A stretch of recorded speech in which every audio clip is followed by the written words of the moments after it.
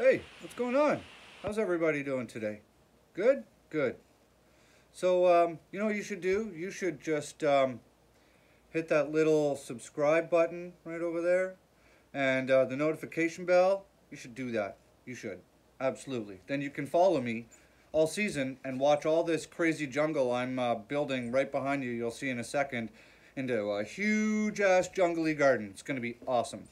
But you can't do that if you don't hit that subscribe button. Okay?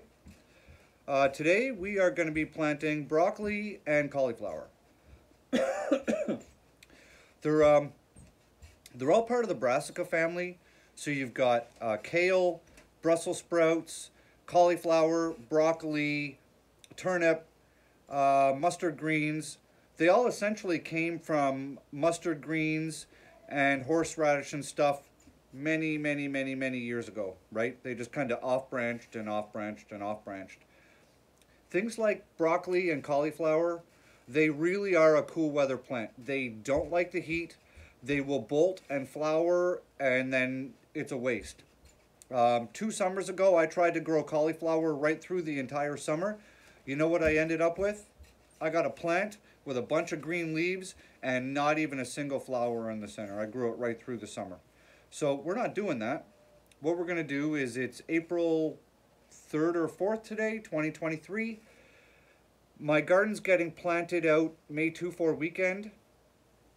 I'll get the cool weather crops in the ground as soon as I can, but I need those plants to be as big as possible so when they hit the ground, they literally just take off, and I'm hoping that they'll be fully bloomed and ripened before the real hot summer heat kicks in. I have no idea what kind of spring we're going to have this year. I mean, the weather's all over the map. So if we have a cool spring, that's beneficial for certain things, not so beneficial for other things, because certain plants really need warm soil to thrive.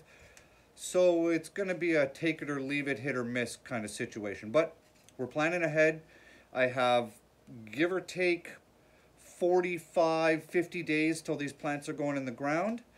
So what we're going to do is we're going to plant 15 broccoli, 15 cauliflower, and maybe some cabbage. Okay? I just opened my envelope for the cauliflower. This variety is Early Snowball. Okay. There you go. Oh, nothing on the backs of these ones. There's the seeds. And we're just going to start knocking these out. Because they're little seeds, they don't have to get planted very deep. So we're just going to add a little dibbler here. There we go. We're just going to punch little holes. I'm not even sure how many's in here. We're just going to tear up the soil a little bit and plant them until I have no seeds left in my hand. Worst case scenario, if I have more than I want, I'm just going to give some seeds away or some plants away. So this was a rather complicated decision for me to make.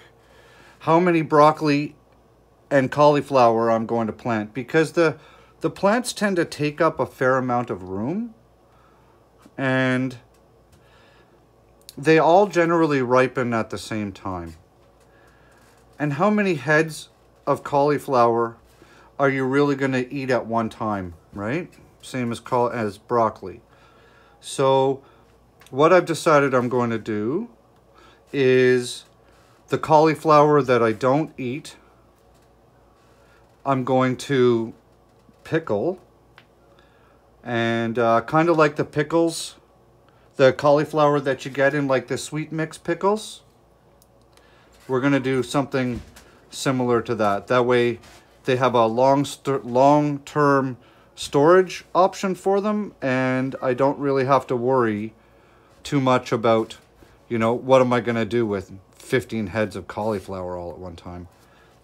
And the broccoli, we are going to make broccoli cheddar soup, And then I'm going to freeze that broccoli cheddar soup.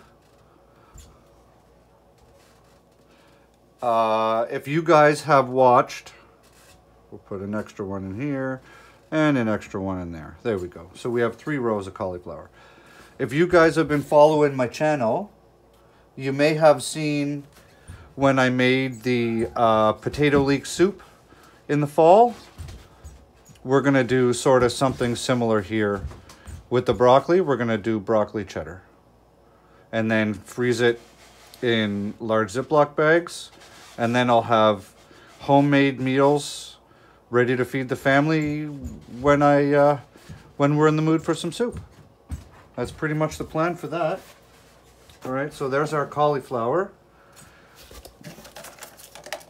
Need a little label. Plant labels, right? Like I've shown you guys before, they're just cut up pieces of yogurt. And I cut them in half because then I can put the dome on them, right? We're gonna need to put a dome on here. So we're just gonna do that. Take that, cauliflower, little label. Stick that right in there. And then we're doing broccoli.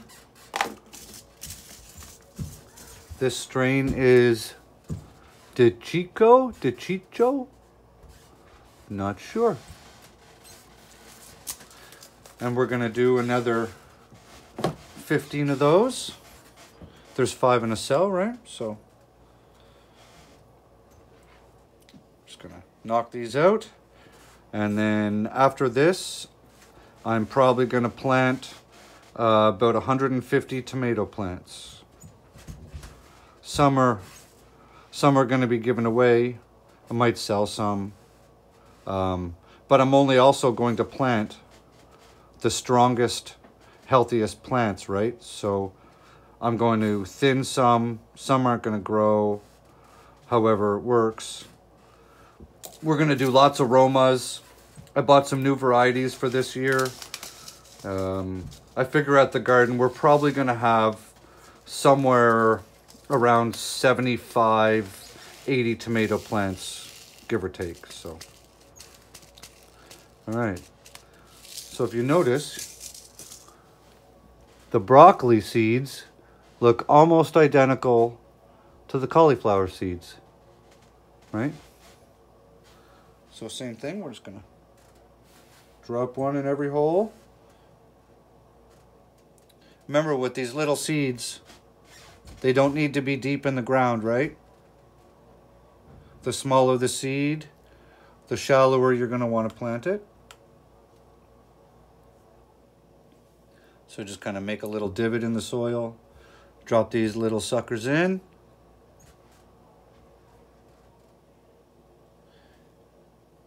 And they can grow big and strong before I need to plant them outside.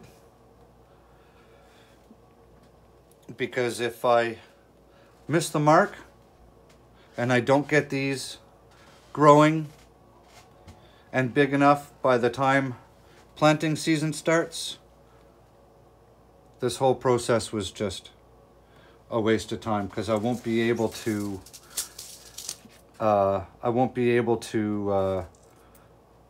grow these to fruition once the summer heat kicks in. So, and if not all of these seeds germinate, that's okay too. That just means more space because realistically, each plant is going to take up, 2 to 3 feet wide depending on how big the plant gets. So, and another thing about broccoli is when you harvest your broccoli crowns, what you want to do is you want to cut that crown on a 45-degree angle. And then if it hasn't been totally wiped out by heat, what'll happen then is the broccoli crown will start to put out little shoots of broccoli right out near the top where you cut it, and you can get a second harvest, but it's not going to grow the big head after that, but just little florets. But you can cut all those off and still have enough for your dinner. So Put a little label on it. Like that. Broccoli. Got 15 of each.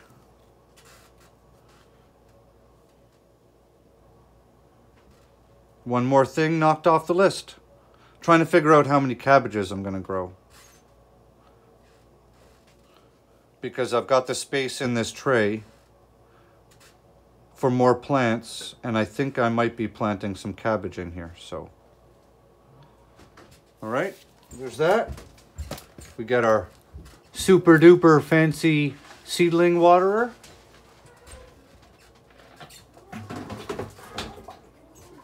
Throw some water in that. And this material, this potting mix has already been pre-moistened, so you don't have to soak it. We're just getting it wet enough now to tell the seeds, hey, it's time to germinate. So just a little bit of a once over, just like that.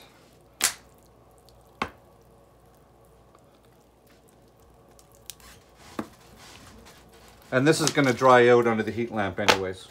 So, and then we throw, oh, don't tip the box. And then we're just going to throw our dome on top.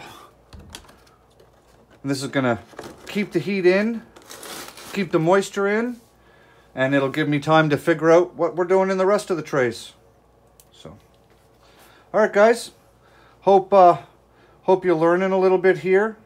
It's time to start your cold weather plants, right? You want those things healthy and going by the time it's time to plant them. So don't forget, get them going. Okay, guys, have a great day. See ya.